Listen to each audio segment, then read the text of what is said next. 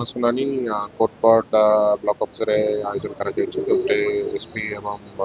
ସମସ୍ତ ବିଭାଗୀୟ ଅଧିକାରୀ ମଧ୍ୟ ଉପସ୍ଥିତ ଥିଲେ। मेनली